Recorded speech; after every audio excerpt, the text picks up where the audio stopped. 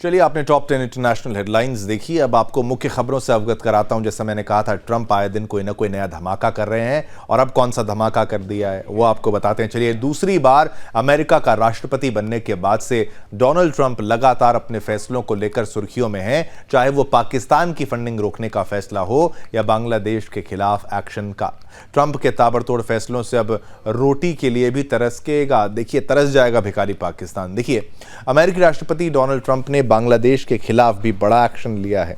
Trump ने बांग्लादेश को दी जाने वाली सभी तरह की मदद को भी तत्काल प्रभाव से रोक दिया है। ट्रंप के कार्यकारी आदेश में बांग्लादेश को दी जाने वाली सभी प्रकार की सहायता को तत्काल प्रभाव से रोकने का आदेश दिया गया है। बांग्लादेश के खिलाफ कड़ी कार्रवाई की है। देखिए, ट्रंप के आदेश में बांग्लादेश को दी जाने वाली मदद रोकने के साथ ही सभी प्रकार के प्रोजेक्ट्स पर भी स्टे लगा दिया गया है। आदेश में कहा गया है कि बांग्लादेश में चल रहे सभी कार्यों को भी तत्काल प्रभाव से रोका जा रहा है।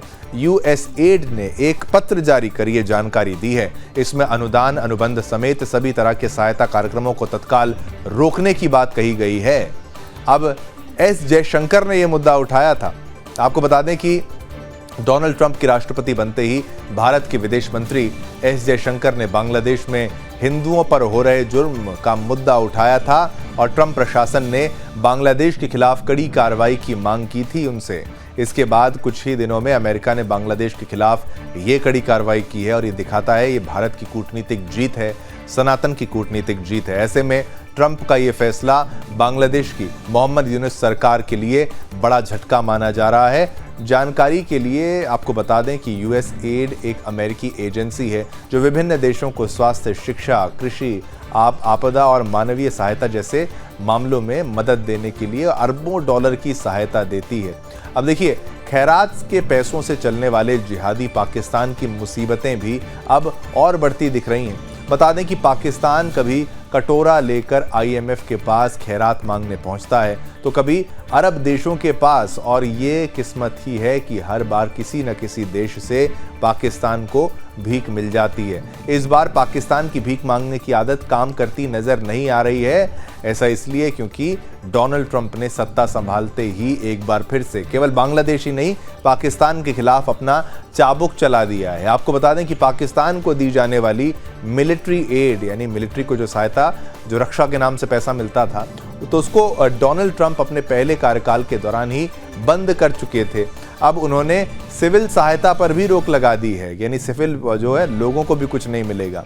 अब देखिए, पाकिस्तान की बाइडेन ने मदद कैसे की थी। जो बाइडेन प्रशासन ने 2024 में पाकिस्तान को सिविल सहायता के रूप में $16 मिलियन यानी करीब 138 करोड़ रुपए दिए थे। ये राशि पाकिस्तान की आर्थिक रूप से कमजोर जनता के उत्थान के लिए खर्च की जानी थी। इसी तर्ज पर 2023 और 22 में पाकिस्तान को अमेरिका से हर साल $80 मिलियन यानी 690 करोड़ रुपए मिले थे। ट्रंप शासन ने अपने पहले कार्यकाल के दौरान ही हर साल पाकिस्तान को मिलिट्री एड के रूप में मिलने वाले $2 बिलियन, सोचिए हर साल इतना पैसा मिलता है, हर साल कितना, 17,242 करोड़ की भारी भरकम राशि को बंद कर दिया था। और ट्रंप की ये रोक बाइडेन शासनकाल के दौरान भी जारी रही। अब पाकिस्तान के प्रति बिल्कुल सख्त हैं ट्रंप। देखिए, पाकिस्तान के खिलाफ ट्रंप के इस कदम के बाद तब ये कहा गया था कि पाकिस्तान की फितरत ही धोखा देने की है। भिखारी पाकिस्तान हर साल अमेरिका से इतनी मोटी रकम अफगान वॉर और अन्य कामों के नाम पर लेता है, लेकिन असल में वो छलावा करता आ रहा है। पाकिस्तान इन रुपयों को भारत में आतंक बढ़ाने के लिए इस्तेमाल कर रहा है।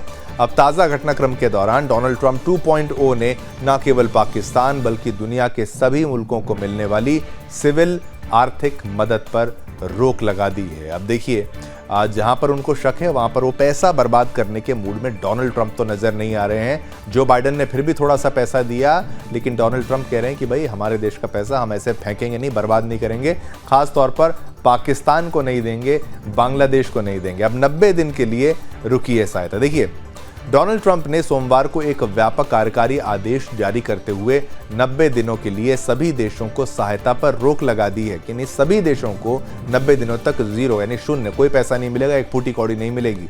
एक चैनल की रिपोर्ट के मुताबिक, एक स्पेशल रिपोर्ट के मुताबिक, विदेश मंत्री मार्को रूबियो ने सभी अमेरिकी राजनयिक पदों को एक केबल भेजा था जिसमें यह जानकारी दी गई है। ट्रंप के इस कदम से अमेरिकी अंतर्राष्ट्रीय विकास एजेंसी यानी यूएसएड से अरबों डॉलर की फंडिंग पर खतरा मंडरा रहा है। तो देखिए, खतरा तो क्या मंडरा रहा है, उन देशों पर खतरा मंडरा रहा है। इसलिए हमेशा याद रखना चाहिए, जो खैरात होती है, जो मदद होती है, और पाकिस्तान के लिए मैं कहूँगा कई देश तो वाकई परेशान है, उनको मदद देना चलो ठीक भी है। जो भीख होती है, पाकिस्तान को याद रखना चाहिए, भीख हमेशा नहीं मिल सकती है। इसलिए अपनी इंडस्ट्री को उठाओ, वहाँ पर आतंकवाद और ये मजहबी पढ़ाई छुड़वा कर नॉर्मल पढ़ाई बच्चों को करवाओगे तो तब जाके आगे बढ़ने की सोच सकते हो। और अंततः सबसे बेहतर बांग्लादेश के लिए और पाकिस्तान के लिए यही है कि भाई सरेंडर कर लो, आप भारत के पास आ जाओ, आप भारत के ही हिस्सा थे, आपसे नहीं संभल रहा है। चलिए, एक छोटा सा ब्रेक यहां पर लेना पड़ रहा है, लेकिन ब्रेक के उस पार क्या, ब्रेक के उस पार भी ट्रंप के बयानों की, उनके फैसलों की एक पूरी दास्तान आपको सुनाएंगे, जहां पर इजराइल की बात करते हुए, गाजा की प्लान की बात करते हुए उन्होंने कहा कि भाई ये जो है शरणार्थी हैं, ये जो लोग हैं, इनको मुस्लिम देशों में ले जाना चाहिए, अरब में ले जाना चाहिए, ऐसी जगहों पर ले जाना चाहिए ताकि ये रेफ्यूजी को वहां रख सकें, तब तक उस जगह को ठीक किया जा सकेगा। छोटा सा ब्रेक लेते हैं, वापस आएंगे।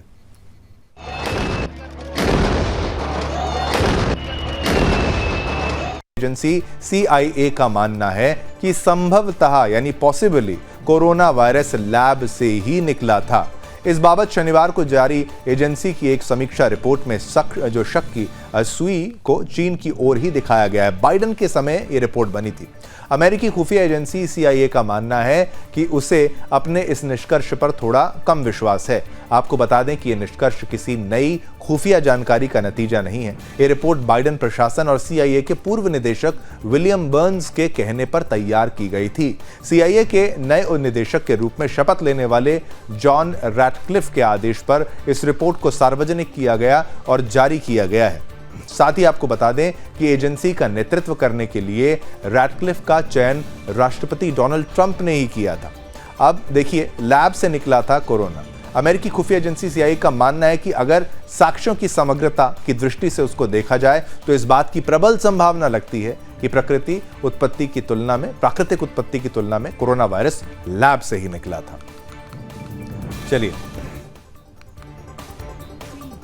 चलिए एक छोटा सा ब्रेक यहां पर लेते हैं, और भी बड़ी खबरें आपका इंतजार करें। छोटे से ब्रेक के बाद 10 सेकंड में जल्द वापस आएंगे, कहीं मत जाइएगा।